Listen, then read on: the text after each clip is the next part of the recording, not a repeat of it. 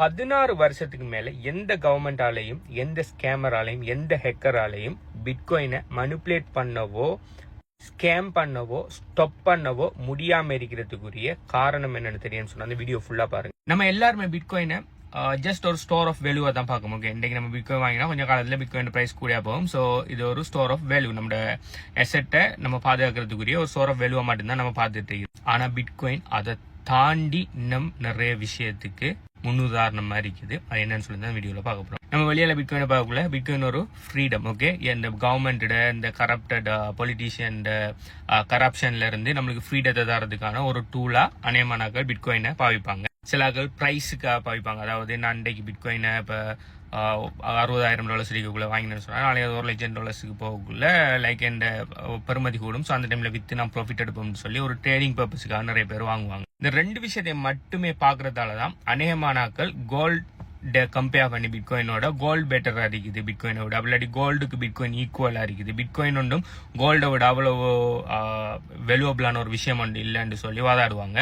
நான் சொன்ன அந்த ரெண்டு விஷயத்தை அனிவர் ஒன்றுமே கோல்டு இல்லை. கோல்டு ஒரு ஸ்டோர் ஆஃப் வேல்யூவா பாவிக்கலாம். ஏன்னா அது ஒரு ஸ்கேர் அசெட், ஃபைனைட் சப்ளை இல்லை, அதாவது சப்ளை கெப் இல்லை. ஆனா அந்த சப்ளை எடுக்கிறது கஷ்டம் கோல்டு. ஓகே, கோல்டு மைனிகள் கண்டுபிடிச்சா கிடைக்கும், உங்களுக்கு எக்ஸ்ட்ரா சப்ளை கூடும். ஆனா இருந்தா எல்லா இடத்தையுமே கோல்டு கிடைக்காது. ஓகே, கோல்டு எடுக்கிறேன்னு சொன்னா அதுக்குன்னு சொல்லி மைனிங் விஷயமெல்லாம் செஞ்சு கஷ்டப்பட்டாங்க கோல்டு எடுக்க. அதே மாதிரி தான் பிட்காயினை லேசா எல்லாருக்குமே கிடைக்காது.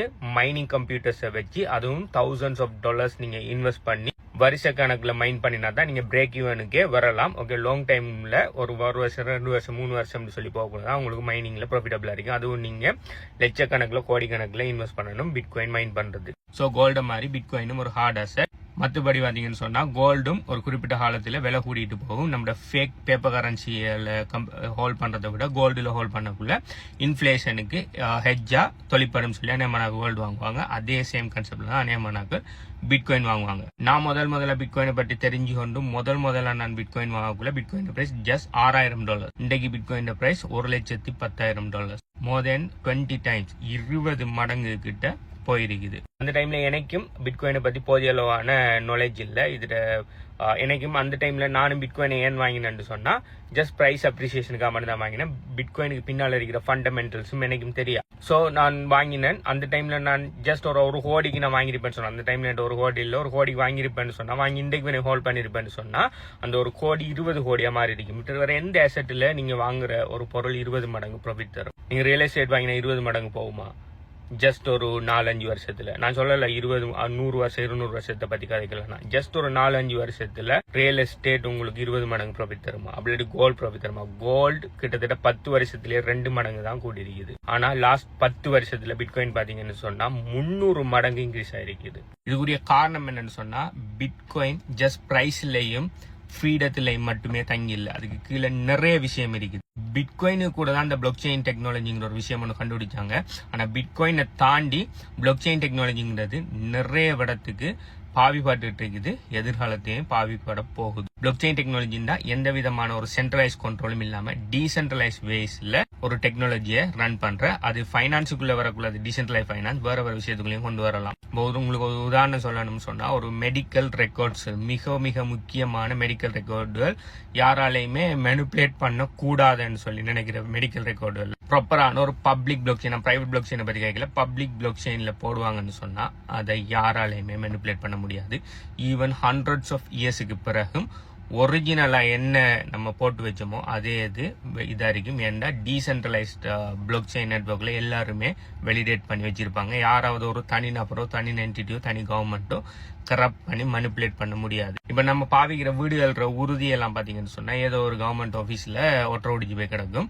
நிறைய ஒரு 50 வருஷம் 60 வருஷம் 100 வருஷத்துக்கு பிறகு சில நேரம் யுத்தங்களால அனர்த்தங்களால ஆக்கெல்லாம் இல்லாம போனோடனே அந்த உறுதியெல்லாம் மாற்றப்பட்டு அது இல்லை இது செஞ்சு வளவுட எல்லையெல்லாம் உறுதியில் எப்படி இருக்குது, ஆனா நேரில் வாக்குள்ள அவ்வளவு இல்லை அப்படி இப்படின்னு சொல்லி நிறைய பிரச்சனை வருது தானே. இதுக்கெல்லாம் காரணம் என்னன்னு சொன்னா சென்ட்ரலைஸ் மேனிபுலேஷன் நடக்கிறது தான் இதுக்கெல்லாம் காரணம். ஆனா இதெல்லாம் பாத்தீங்கன்னு சொன்னா ஒரு டீசென்ட்ரலைஸ், அதாவது உலகத்தில் இருக்கிற எல்லா காணி பூமியோட பெர்மிட் எல்லாத்தையுமே ஒரு பிளாக் செயினுக்குள்ள கொண்டு வருவாங்கன்னு சொன்னா யாராலையுமே ஒரு இன்ச்ச கூட எக்ஸ்ட்ராவா களவெடுக்க முடியாது, அப்படி விட்டு கொடுக்க முடியாது. இப்படி பாத்தீங்கன்னு சொன்னா பிளாக் செயினுக்கு நிறைய இது இருக்குது, யூஸ் கேசஸ் இருக்குது. ஆனா பிளாக் செயின் டெக்னாலஜி வந்தது முதலா பிட்காயின் வரக்குள்ளதான்.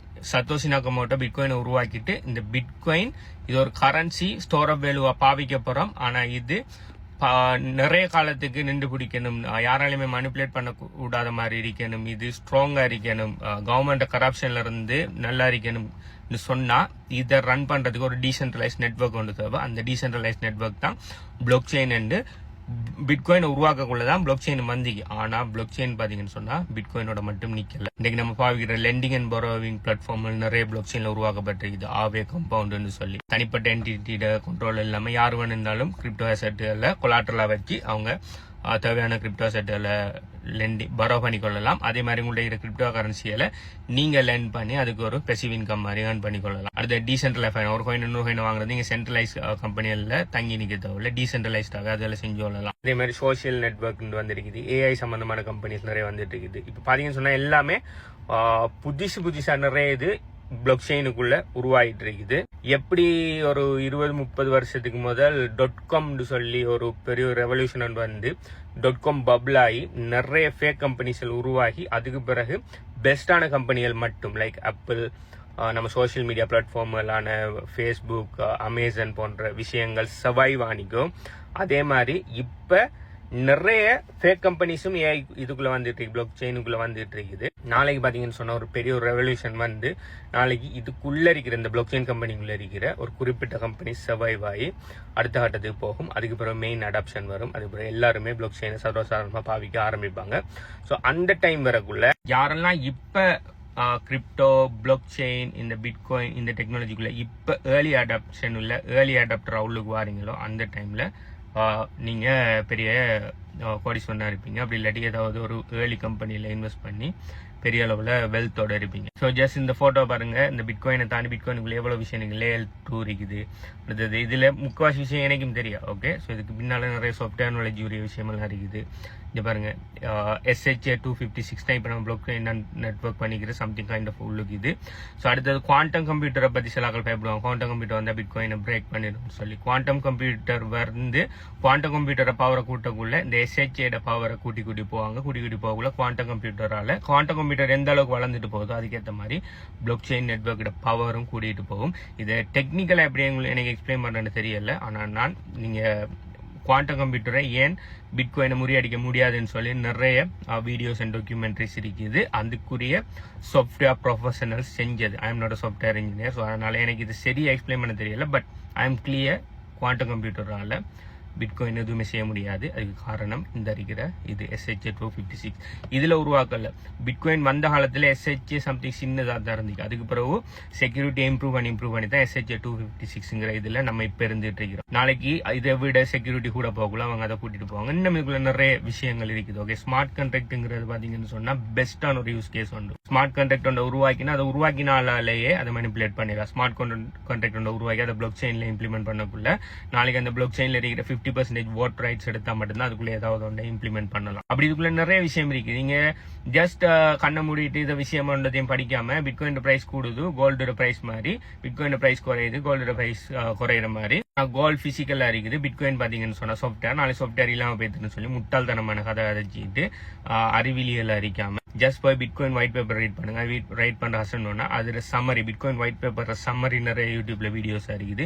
நானும் பிட்காயின் சம்பந்தமான நிறைய வீடியோஸ் போட்டிருக்கிறேன். அதெல்லாம் படிச்சு நாலேஜ் வளர்த்து கொடுங்க. அறிவியல் மாதிரி காய்ச்சி தெரியாம இதை பத்தி நீங்க என்ன நினைங்க? நீங்களும் அறிவியல் மாதிரி இந்த பிட்காயினை கோல்டோட சும்மா பிரைஸுக்கு கம்பேர் பண்ணி தர்றீங்களா? அப்படி இல்லைன்னு சொன்னா பிட்காயினை ரியலா படிச்சு ரியல் யூஸ் கேஸை விளங்கி எடுத்து பிட்காயின் தான் ஃபியூச்சர்னு சொல்லி நம்பி பிட்காயினை அக்யூமுலேட் பண்ணீங்களான்னு சொல்லி கீழே கமெண்ட் பண்ணுங்க. உங்களுக்கு பிட்காயின் வாங்குறது நீங்க கனடாவில் இருந்தாலும் சரி, இல்லாட்டி வெளிநாட்டில் இருந்தாலும் சரி, டெக்ஸ் இல்லாம எப்படி பிட்காயின் வாங்குற, அப்படி இல்லாட்டி ஈஸியான மெத்தட்ல எப்படி பிட்காயின் வாங்குற, விற்கிற, பிட்காயினை வச்சு ஏதாவது ஏர்னிங் மெத்தட்ஸ் இருக்கா சம்பந்தமா மேல அதை டீடைல்ஸ் வேணும்னு சொன்னா நீங்க இந்த வீடியோ பாக்குற டைம் இந்த வீடியோ எத்தனை லைக் இருக்கீங்கிறது கீழே கமெண்ட் பண்ணுங்க. சம்பந்தமான மேல டீடைல்ஸ் தரோம். பை.